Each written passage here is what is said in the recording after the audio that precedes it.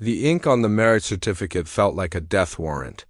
At 20, Elena's life was supposed to be about final exams and late-night coffee runs. Instead, it was about a debt her father couldn't pay and a man she had never met. She sat in the back seat of a black sedan, her fingers twisting the cheap lace of her grandmother's wedding dress. The fabric felt like a shroud. Outside the window, the city lights blurred into long, weeping streaks of rain. Her father hadn't even looked her in the eye when the car arrived. He had simply handed her a small suitcase and whispered, "He's a good man, Elena. He'll provide." Provide the word felt like a price tag pinned to her chest. The car turned onto a private gravel road, the tires crunching like breaking bones. Tall, skeletal trees arched over the driveway, their branches clawing at the gray sky. This was the Thorne estate, a fortress of old money and cold secrets. As the car stopped, the driver opened the door without a word. Elena stepped out, the humidity instantly frizzing her hair. The mansion loomed above her, a jagged silhouette of Victorian Gothic architecture that seemed to breathe with a heavy, oppressive history. She climbed the stone steps, her heels clicking a hollow rhythm. The silence of the grounds was absolute, broken only by the distant chime of a grandfather clock echoing from deep within the house. The heavy oak door creaked open, but it wasn't Julian who greeted her. It was a 5-year-old girl with tangled curls and a face streaked with tears, clutching a headless doll. She looked at Elena's white dress with a mixture of confusion and a desperate, heartbreaking hope. "Is my mommy back?" the girl whispered, her voice barely audible over the wind whistling through the foyer. Elena felt a sharp pang in her chest that overrode her own fear. She knelt, ignoring the dampness of the floor on her silk skirt. I'm Elena," she managed to say, her voice trembling. She just squeezed the headless doll tighter. "You aren't her. Your hair is the wrong color. Why are you wearing a costume?" Before Elena could answer, a shadow fell over the hallway, stretching long and lean across the polished marble. The air in the room seemed to drop 10 degrees. He wasn't the monster the tabloids described, but he was imposing. Deep lines were etched around his mouth, and his dark eyes were hooded with a fatigue that went deeper than bone. He looked 40 going on 60. He didn't look at Elena with lust or even curiosity.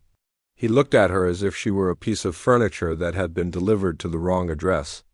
Julian knelt beside the little girl, his movements stiff and awkward, as if he had forgotten how to be small. "Not yet, Lily," he murmured, his voice a gravelly ache. "You said when the lady came, things would be better," Lily sobbed, burying her face in his shoulder. Julian winced, his large hand patting her back with a rhythm that was more mechanical than soothing. He stood up, lifting the child with him. Only then did he turn his gaze to Elena. His eyes were like flint, striking a spark of cold fire that made her want to retreat into the rain. "I don't want a wife, Elena," he said, his first words to his bride cutting through the air like a blade. "I need a miracle. And if you can't be that for her, you can leave tomorrow, debt or no debt." Elena stood her ground, though her knees felt like water. "I'm not a miracle," she whispered. "I'm just a person." "A person is exactly what I don't have time for," Julian countered. He shifted Lily's weight. "My wife has been gone for 2 years. This house has been a graveyard for one. I bought your father's debt because I needed someone who wouldn't quit when the screaming starts." Elena asked, her heart hammering against her ribs. "Nightmares," Julian said curtly. "Hers and mine. Mrs. Gable will show you to your room. It's across the hall from Lily's. Don't expect a honeymoon. Don't expect a husband." He turned and walked away, his footsteps heavy and rhythmic, leaving Elena standing in the center of the vast, cold foyer. An elderly woman with a pinched face appeared from the shadows. "This way, Miss or Mrs. Thorne, I suppose." Elena followed her up a winding staircase. The walls were lined with portraits of stern men and elegant women, all of whom seemed to be judging her for being an intruder in their lineage. Her room was massive, decorated in shades of navy and silver. It was beautiful, expensive, and utterly soulless. A fire had been lit in the hearth, but it did little to chase away the chill. "Dinner is served at 7, Mrs. Gable said, pausing at the door. "Mr. Thorne dines in his study. You will eat with the child in the breakfast nook?" The mattress was firm, unforgiving. She looked at her reflection in the vanity mirror, a girl of 20, sold to pay for a gambling habit, trapped in a palace of grief. She stayed there for hours, watching the shadows grow long. At 7, she forced herself to stand. She changed out of the wedding dress and into a simple sweater and jeans, feeling more like herself but no less a prisoner. The breakfast nook was a small, glass-walled room at the back of the house. Lily was already there, pushing a piece of broccoli around her plate with a silver fork. "I don't like green things," Lily said without looking up as Elena sat down. "Me neither," Elena lied softly. "I always thought broccoli looked like tiny, grumpy trees."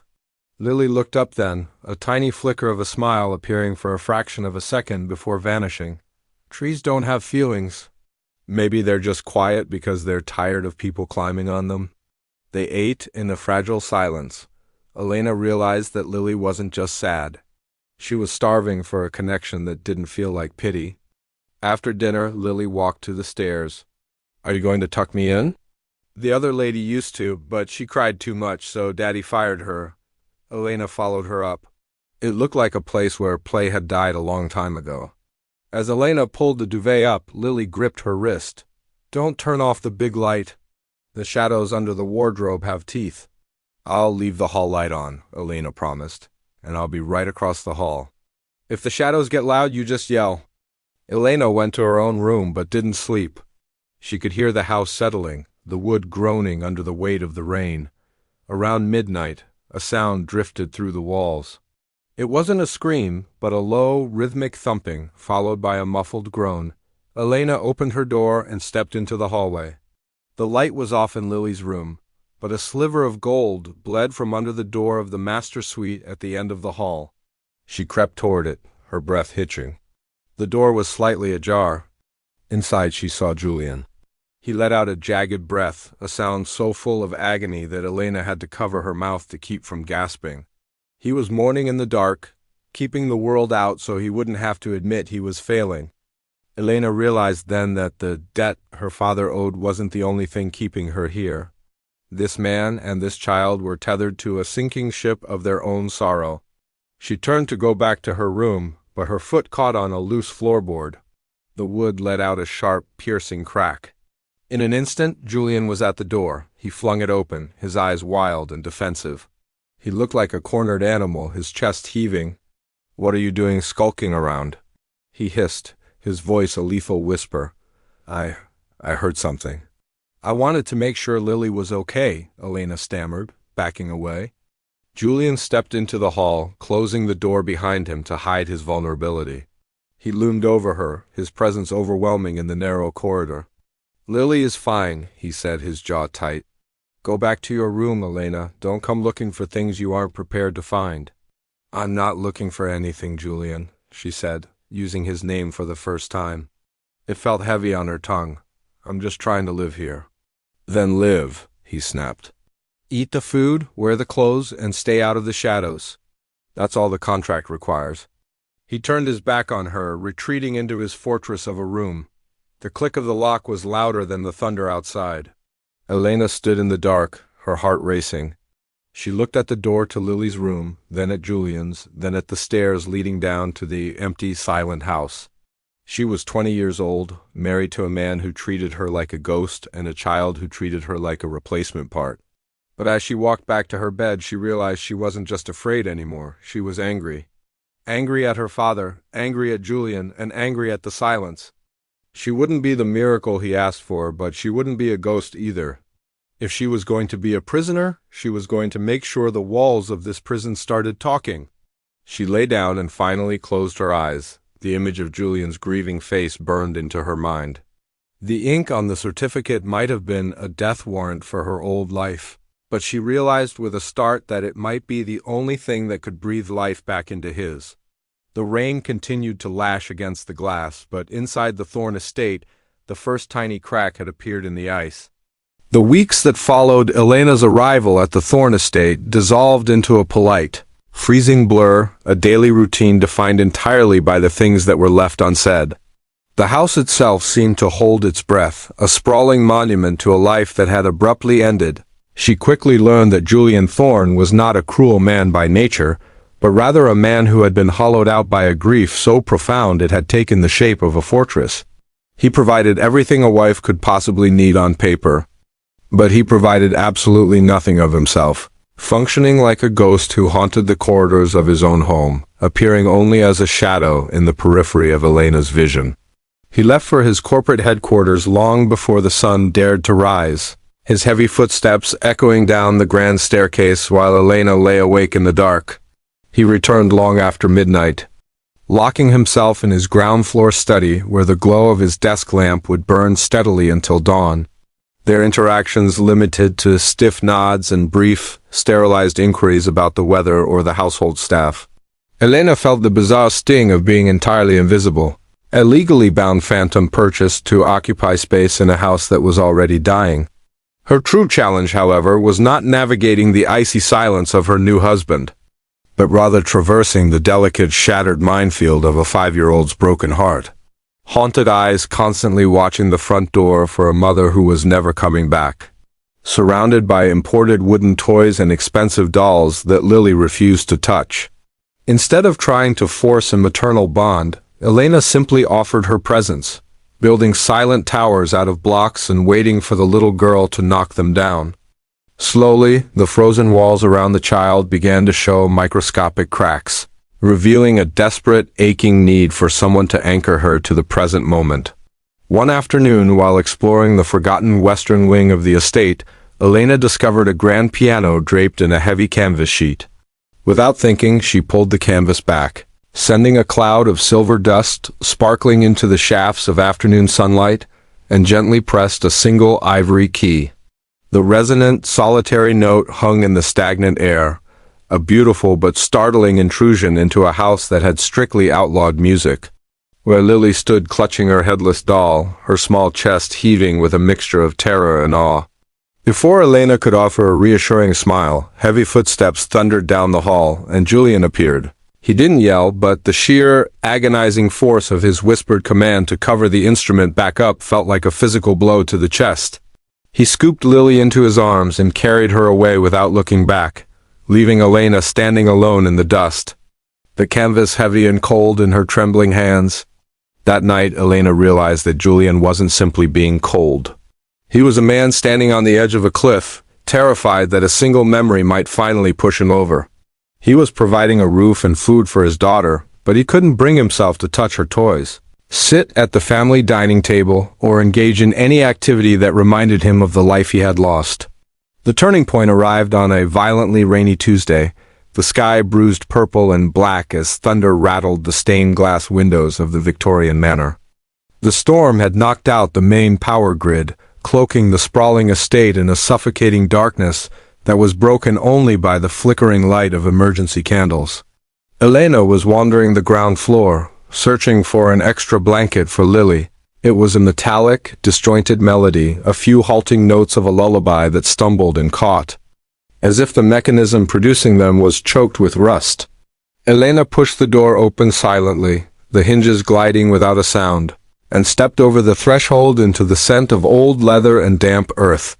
Julian was sitting on the floor beside his massive, imposing desk, completely stripped of his corporate armor, his tie discarded and his crisp white shirt wrinkled and unbuttoned at the collar. He was holding a small, ornate wooden music box in his large hands, his fingers clumsily attempting to adjust a tiny brass gear inside the shattered casing.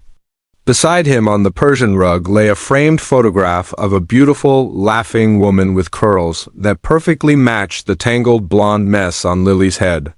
Devastating rhythm that completely dismantled his tightened persona. He looked like a man who was actively drowning, gasping for air in a room entirely devoid of oxygen, entirely consumed by the tidal wave of his own suppressed agony. "She used to dance to this," Julian whispered to the empty room, his voice cracking violently, a jagged edge of pure heartbreak cutting through the darkness. He turned the tiny crank again, but the gear slipped, and the music box let out a discordant, agonizing squeak before falling permanently silent, carving tracks down his exhausted face. "I've tried to fix everything, every single day, but I'm just breaking it more. I'm breaking her more." Elena didn't retreat into the hallway, nor did she offer empty apologies for intruding on a moment he had clearly meant to keep hidden from the world. She walked across the room, the hem of her long skirt brushing silently against the antique rugs, and sank down onto the floor right beside him. She didn't reach out to touch him, intuitively understanding that he was too fragile, too close to shattering completely, to withstand even the gentlest physical contact. "You're trying to be a father and a mother," Elena said softly, her voice steady and warm, a stark contrast to the howling storm battering the windows outside. "You are trying to be a protector, a provider, and a savior, all while you are still actively bleeding as a grieving husband." Julian went perfectly still, his breath hitching in his chest. "I bought you because I thought you could fix the house," he confessed, the brutal honesty of the statement stripped of all malice, leaving only raw, bleeding truth. "I thought I could buy a patch for the hole in my daughter's life so I wouldn't have to look at it. So I wouldn't have to face the fact that I survived and my wife didn't." Elena looked at the photograph on the floor, then back up at the man whose wealth and power meant absolutely nothing in the face of his devastating loss.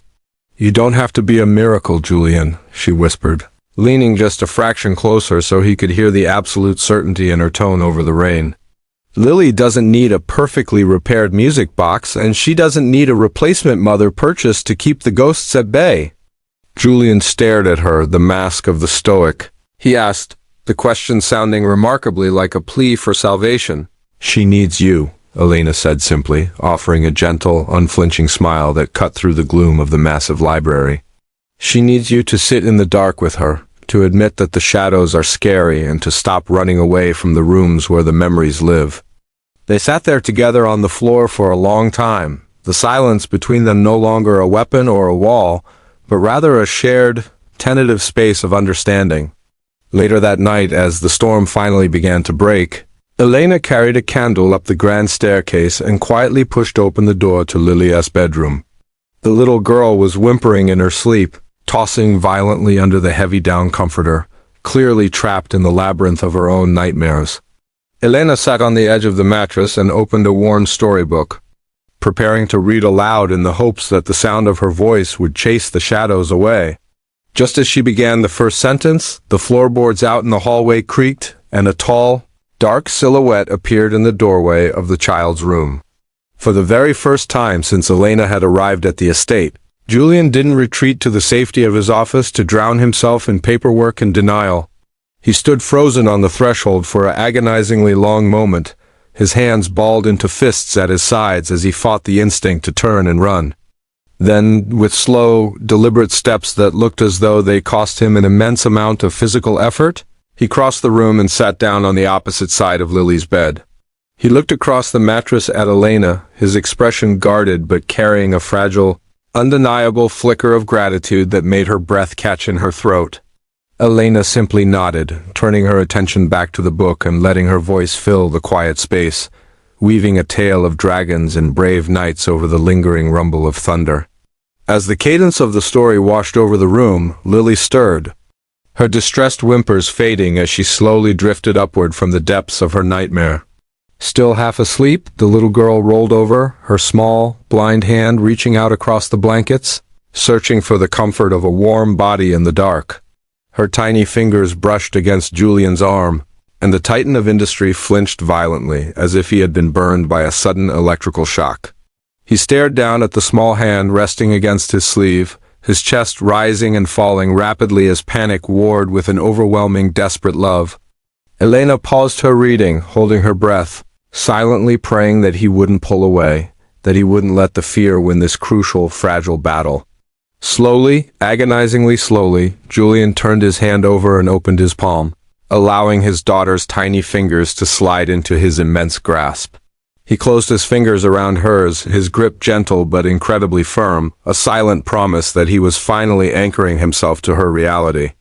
A single tear escaped his eye and tracked silently down his cheek, catching the candlelight before disappearing into the dark fabric of his ruined shirt. He looked up, his gaze meeting Elena's across the dim, quiet room, and the heavy, suffocating contract between them seemed to spontaneously combust. The air in the bedroom was no longer heavy with the transactional weight of unpaid debts and forced obligations, nor was it bitter with the chill of endless mourning. It was suddenly thick with a terrifying, breathtaking new warmth, a spark of genuine connection that threatened to burn the entire fortress of his grief straight to the ground.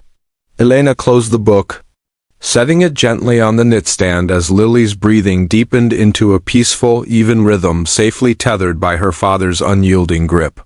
She realized in that profound, silent moment that she was no longer just a bartering chip traded to settle a ledger, and she was certainly no longer a prisoner.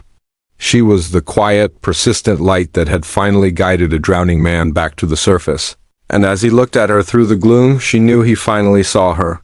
Would you like me to continue with part 3, exploring how Julian fiercely defends Elena when her past attempts to drag her back? Julian stared at the scattered university papers on the cold marble floor, his brilliant, analytical mind momentarily struggling to process the absolute certainty in her voice. He had fully expected relief, perhaps a few tears of gratitude or a frantic, immediate rush to pack her bags and escape the dark fortress of his grief forever. Instead, she was standing her ground, her chin tilted slightly upward, her eyes locked onto his with a fierce, unwavering light that completely defied her 20 years. "What did you say?" He breathed, his voice barely more than a rough, gravelly whisper. Sounding as though he were terrified, he had simply hallucinated her response. "I said, what if I don't want to leave?" Elena repeated, taking a single deliberate step toward him, intentionally closing the vast physical distance he had tried to put between them. Julian shook his head slightly, his dark eyes wide with a mixture of awe and desperate warning. "Elena, you don't understand what you're turning down. This is your freedom." "Freedom to do what?" she asked softly, taking another step closer until she could see the faint silver threads at his temples and the exhausted lines around his eyes. "Freedom to sit in a crowded dormitory, entirely alone, pretending I do and spend every single second wondering if Lily had another nightmare or if you remembered to eat dinner?" Julian closed his eyes, a ragged, shuddering breath escaping his chest as her words systematically dismantled the very last of his heavy, ironclad defenses. "I'm a broken man, Elena," he confessed to the empty hall, refusing to look at her, terrified that if he saw the compassion in her eyes, he would never let her go. "And I was a broken girl," she countered gently. "But we aren't broken anymore, Julian. We are just healing, and I want to do that here, with you, in the only place I have ever actually felt entirely safe." He finally looked down at her, the mask of the untouchable billionaire completely shattered, leaving only a man who was utterly, hopelessly devoted to the woman standing before him. Slowly, tentatively, he raised his hand and mirrored her movement, resting his large palm against her cheek, his thumb brushing away a tear she hadn't realized she shed. "Then stay," he whispered, the two words carrying the weight of a sacred vow, a completely new contract written not in ink and debt, but in choice and profound trust. The marriage that had started as a forced, terrifying arrangement fundamentally shifted that morning, transforming from a prison sentence into a desperately guarded sanctuary. Elena did eventually bend down and gather the scattered enrollment papers, choosing to accept the gift of education without accepting the condition of her exile. She went back to the university that autumn, walking across the vibrant. She sat in crowded lecture halls and drank cheap coffee in the student union, experiencing the perfectly normal, carefree life that had been violently stolen from her a year ago. But no matter how many study groups she was invited to, or how many campus parties echoed into the night, she never once felt the urge to stay away. She found herself practically running to the train station, entirely eager to return to the Thorne estate. Because the estate was no longer a silent, suffocating mausoleum draped in heavy velvet and unspoken rules. It had miraculously learned how to breathe again. The heavy, oppressive curtains in the drawing rooms had been permanently thrown open, allowing brilliant golden shafts of afternoon sunlight to finally chase the lingering shadows away. The agonizing silence of the grand hallways had been thoroughly, completely shattered by the chaotic. Julian, too, had undergone a metamorphosis that left his corporate rivals entirely baffled and his household staff whispering in delighted, reverent tones. He no longer left the house before dawn, and the oppressive midnight oil of his ground-floor study had been traded for evenings spent in the family living room. He had brutally scaled back his international travel, delegating immense portions of his empire just so he could be present for the mundane, beautiful routine of family dinners. Surrounded by her university notes, quietly watching as Julian attempted to navigate the complexities of fatherhood. She watched with profound, overwhelming affection as this titan of industry, a man who commanded thousands of employees, sat cross-legged on the floor, intensely focused on a Barbie doll. He had even dedicated an entire weekend to learning how to braid hair, watching endless tutorial videos with the same intense analytical focus he usually reserved for quarterly earnings reports. His attempts were entirely crooked, often resulting in lopsided pigtails that slowly unraveled throughout the day. Yet, amidst the beautiful domestic chaos of their new life, a quiet, lingering tension hummed between Elena and Julian, a magnetic pull they were both fiercely trying to ignore. They were legally bound. Julian treated her with absolute, unwavering reverence, maintaining a polite, deeply respectful physical distance. Imposing burden of a physical marriage to a man twice her age? But Elena no longer saw the 20-year gap as a chasm.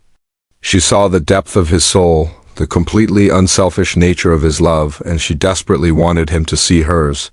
The turning point arrived precisely 1 year after the rainy, terrifying night Elena had first stepped out of the black sedan and into the cold, Gothic foyer.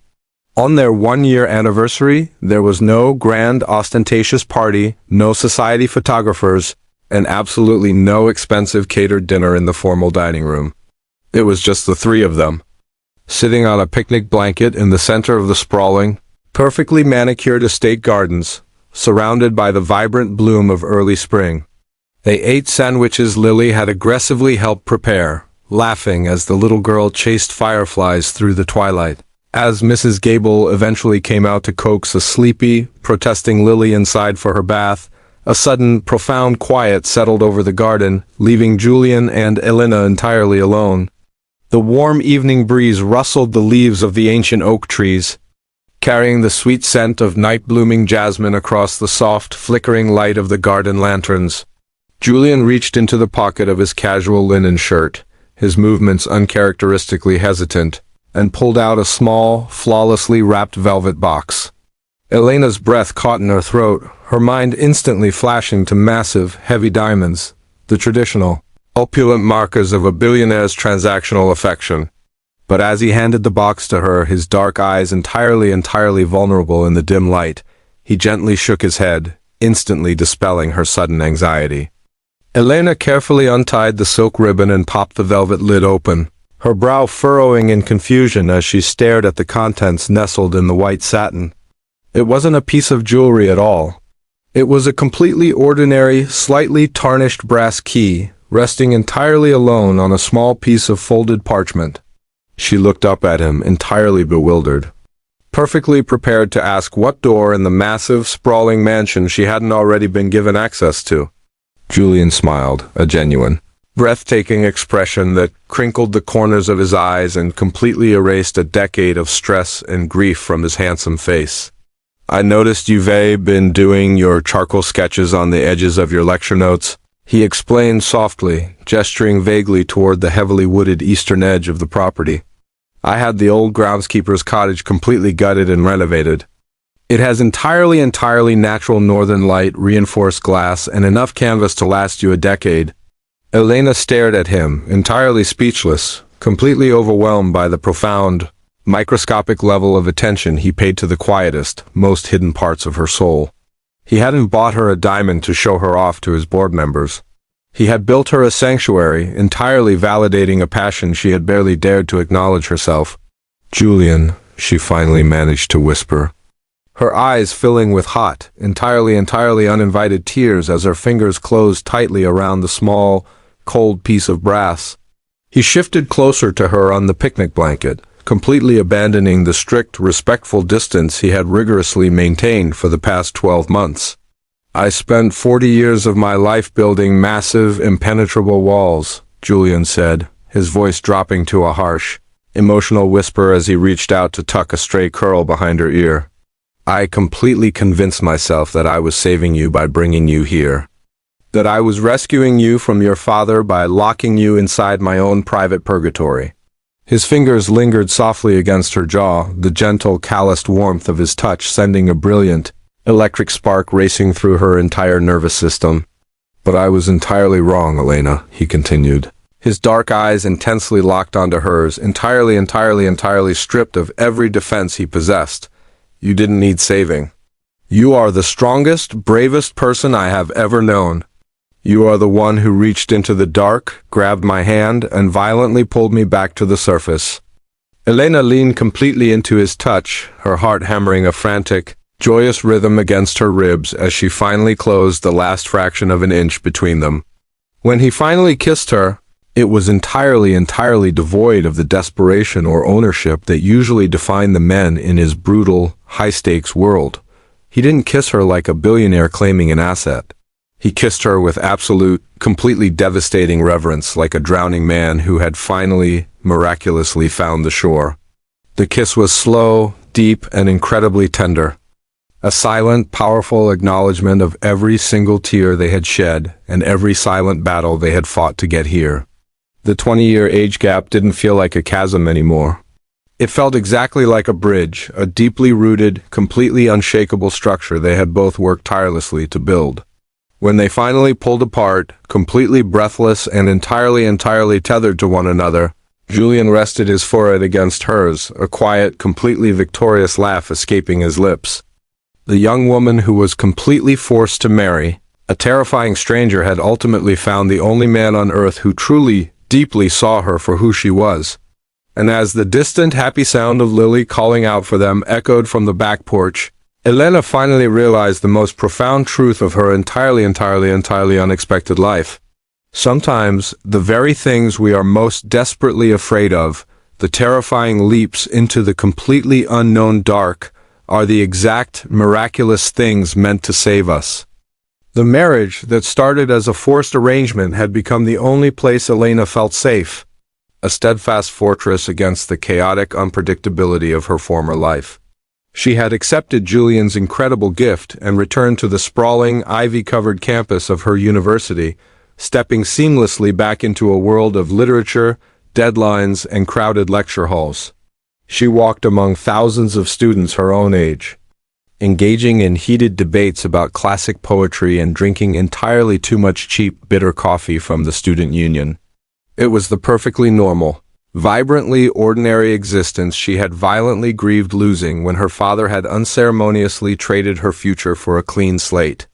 Yet, no matter how many study groups she was invited to, or how many late-night campus gatherings beckoned to her, she never once felt the lingering urge to stay away. Every single afternoon, as the golden hour began to cast long, stretching shadows across the quad, Elena found herself practically running toward the local train station. Her heart would always execute a familiar, because the massive Victorian manor was no longer a silent, suffocating mausoleum draped in heavy velvet and choked by the paralyzing weight of unspoken rules. It had miraculously, gradually learned how to breathe again, shedding its oppressive atmosphere layer by layer as the months of their unconventional cohabitation melted away. The heavy, dark curtains in the formal drawing rooms had been permanently thrown open on Julian's explicit orders. The agonizing, tiptoeing silence of the grand marble hallways had been completely shattered by the beautifully chaotic, unrestrained sound of a 5-year-old girl's genuine laughter. Julian himself had undergone a physical and emotional metamorphosis that left his corporate rivals entirely baffled and his household staff whispering in delighted, reverent tones. The oppressive midnight oil of his ground-floor study had been permanently traded for quiet, domestic evenings spent sitting on the plush rug of the family living room. He had brutally and systematically scaled back his punishing international travel schedule, delegating immense portions of his empire just so he could be physically present for the mundane routine of family dinners. Elena would often sit on the sofa, quietly watching as Julian attempted to navigate the intricate, beautiful complexities of active fatherhood. She watched with profound, overwhelming affection as this incredibly powerful man sat cross-legged on the floor, intensely focused on assembling a complicated plastic dollhouse. He had even dedicated an entire rainy weekend to learning how to properly braid hair, watching endless online tutorial videos with the exact same intense, analytical focus he usually reserved for quarterly earnings reports. His attempts were often entirely crooked, resulting in lopsided pigtails that slowly unraveled as the afternoon wore on, but Lily wore them with the fierce pride of a queen bearing a crown. Yet, amidst the beautiful domestic chaos of their newly established life, a quiet, lingering tension constantly hummed between Elena and Julian, a magnetic pull they were both fiercely attempting to ignore. They were legally bound by a contract, they shared a home. Deeply respectful physical distance that bordered on agonizing.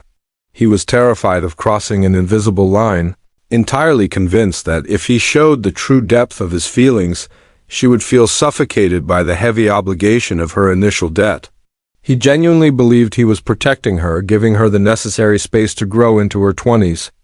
Without the imposing burden of a physical marriage to a man carrying 2 decades of extra baggage. She saw the incredible depth of his soul, the completely unselfish nature of his love. She found herself perfectly timing her trips for a glass of water to coincide with the moments he would finally step out of his study to stretch his legs. They would stand across the marble island from one another, sharing quiet, incredibly intense conversations about her literature classes. In those quiet, stolen midnight hours, the rest of the world entirely fell away, leaving only a profound intellectual and emotional connection that burned brighter than any physical touch. She realized with an absolute, terrifying clarity that she was completely, irrevocably in love with her husband, entirely separate from the bizarre circumstances that had brought them together. The turning point finally arrived precisely 1 year after the rainy, terrifying night Elena had first stepped out of the black sedan and into the cold, Gothic foyer of her new prison. As their 1-year anniversary approached, a subtle, nervous energy seemed to completely blanket the estate, making the air feel charged and heavy with unsaid expectations. Elena privately agonized over how to acknowledge the date, terrified that bringing it up would serve as a brutal reminder of the financial transaction that had forced them to share a last name. To bury himself in a mountain of corporate acquisitions to avoid the awkward reality of their contractual milestone. Instead, when she walked through the front doors after her final afternoon lecture, Mrs. Gable gently intercepted her, a knowing, incredibly warm smile lifting the corners of the stern housekeeper's mouth. "Mr. Thorne requested that you join him and Lily in the back gardens whenever you are ready, ma'am," Mrs. Gable announced, entirely ignoring the chaotic stack of mail on the silver entryway tray. Elena quickly changed out of her university clothes, completely unpredictable rhythm against her ribs as she walked out the French doors. There was no grand, ostentatious party, no flash of society photographers hidden in the bush, and absolutely no expensive, heavily catered dinner dominating the formal dining room. It was just the 3 of them, sitting comfortably on a massive, woven picnic blanket right in the center of the sprawling, perfectly manicured estate gardens. They were entirely surrounded by the vibrant, fragrant bloom of early spring, the setting sun casting a warm, liquid gold across the ancient stone walls of the manor. They ate simple sandwiches that Lily had aggressively and messily helped prepare in the kitchen, laughing as the little girl dramatically described her ongoing war against broccoli. Julian was completely relaxed, his formal suit jacket discarded on the grass, the sleeves of his crisp white shirt rolled up to his elbows to reveal the strong, corded muscles of his forearms. He watched Elena with a soft, entirely unguarded expression, his dark eyes tracking her every movement with a reverence that made her breath catch painfully in her throat. As the twilight began to deepen into a rich, velvety purple, Lily abandoned her half-eaten sandwich to chase a sudden eruption of fireflies across the darkening lawn. Eventually, Mrs. Gable emerged from the house to gently coax a highly protesting, entirely exhausted Lily inside for her evening bath, promising an extra bedtime story as a bribe. A sudden, profound quiet immediately settled over the garden, leaving Julian and Elena entirely alone as the warm evening breeze rustled the heavy leaves of the ancient oak trees. The sweet, intoxicating scent of night-blooming jasmine drifted across the lawn, illuminated by the soft, flickering light of the scattered garden lanterns Julian had personally arranged. Julian shifted his weight on the blanket, entirely closing the polite, heavily enforced distance he usually maintained between them, his large frame suddenly incredibly close to hers. He reached into the pocket of his trousers, his movements uncharacteristically hesitant, and pulled out a small, flawlessly wrapped velvet box tied with a silver silk ribbon. Elena's mind instantly flashed to massive, heavy diamonds, the traditional, emotionally vacant markers of a billionaire's transactional affection that she had seen paraded in tabloids. She felt a sudden, sharp stab of disappointment, terrified that after all their beautiful progress, he was reducing their deeply profound connection back to a display of immense wealth. But as he gently handed the box to her, his dark eyes entirely vulnerable in the dim light, he slowly shook his head, instantly dispelling her sudden, silent anxiety. "It isn't a ring," he said quietly, his voice a low, soothing rumble that sent a completely involuntary shiver tracing straight down her spine. "You already wear the only ring that matters to me, Elena, and I have absolutely no desire to replace the promise we made, even if it started in the dark." Elena carefully untied the silk ribbon with trembling fingers and popped the velvet lid open, her brow furrowing in deep confusion as she stared at the contents nestled in the white satin. It wasn't a piece of jewelry at all. It was a completely ordinary, slightly tarnished brass key, resting entirely alone on a small piece of heavily folded parchment paper. She looked up at him, entirely bewildered, perfectly prepared to ask what door in the massive, sprawling mansion she hadn't already been given complete, unrestricted access to. Julian smiled, a genuine, breathtaking expression that crinkled the corners of his eyes and completely erased a decade of heavy stress and agonizing grief from his handsome face. "I noticed you've been doing your beautiful charcoal sketches on the very edges of your lecture notes," he explained softly, gesturing vaguely toward the heavily wooded eastern edge of the property. "I had the old, abandoned groundskeeper's cottage completely gutted and renovated from the floorboards up. It has entirely natural northern light, reinforced glass, and enough blank canvas to last you a decade." Elena stared at him, entirely speechless, completely overwhelmed by the profound, microscopic level of attention he had paid to the quietest, most hidden parts of her soul. He hadn't bought her a diamond to show her off to his ruthless board members.